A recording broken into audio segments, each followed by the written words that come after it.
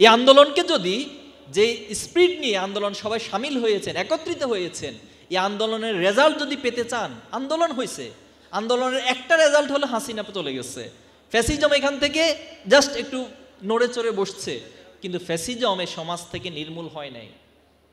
এই সমাজের রন্ধে রন্ধে, শিকড়ে শিকড়ে, চিন্তার মগজে মগজে হচ্ছে ফ্যাসিজম এখনো বিরাজ করছে।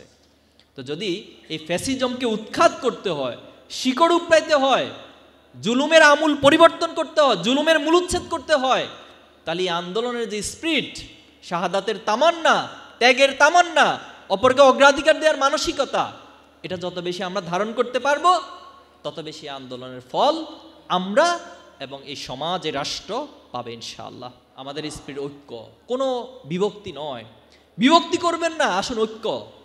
সেই দিন মিছিলে যারা ছিলেন, আপনার পাশ থেকে হয়তো অনেকে শহীদ হয়ে গিয়েছে, আপনার পাশে অনেকের রক্তাক্ত হয়ে মাটিতে লুটিয়ে পড়েছে, আপনার পাশ থেকে দাঁড়ানো কোনো একজন ভাই মিছিল নিয়ে এগিয়ে যাচ্ছিল, তিনি হয়তো আজকে হাসপাতালে পা হারিয়ে, হাত হারিয়ে তিনি হসপিটালে কাতরাচ্ছেন।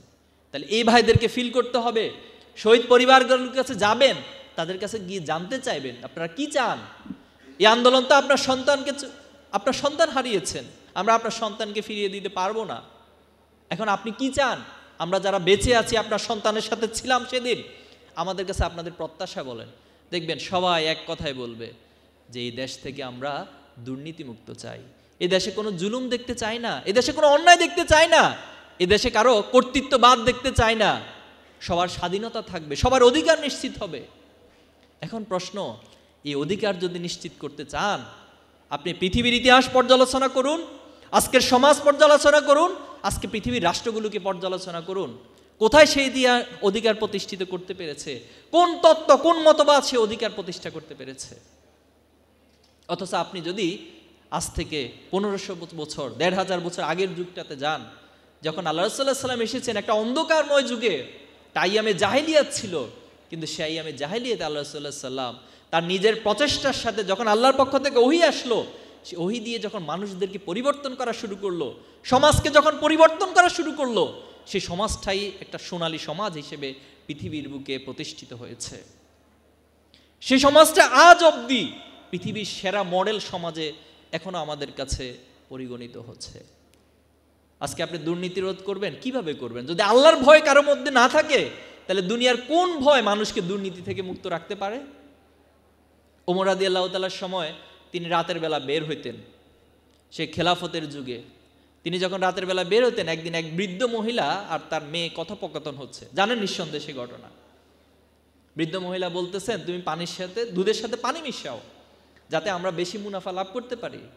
আমাদের এই শিক্ষা ব্যবস্থা আমাদেরকে শিখায় কিভাবে দুধের সাথে পানি মিশাতে হয়, কয় লিটার থেকে কয় লিটার হয়।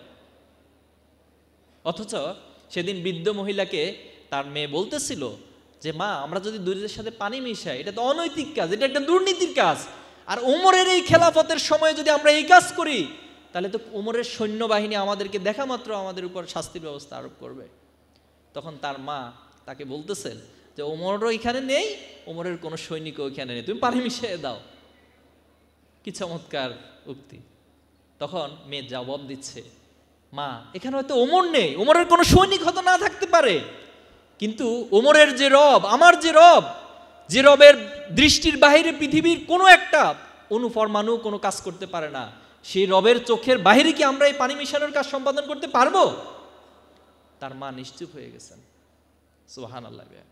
আজকে আমরা চ্যালেঞ্জ দিয়ে বলতে চাই, যদি এই সমাজের রাষ্ট্রপতিরা, এই সমাজের যারা নেতৃত্ব দিচ্ছেন, তারা যদি সত্যিকার অর্থে ওমরের সময়ে সেই আল্লাহর ভয়কে লালন করতে পারেন, তাহলে শুধুমাত্র এই সমাজ থেকে দুর্নীতির চূড়ান্ত নির্মূল করা সম্ভব।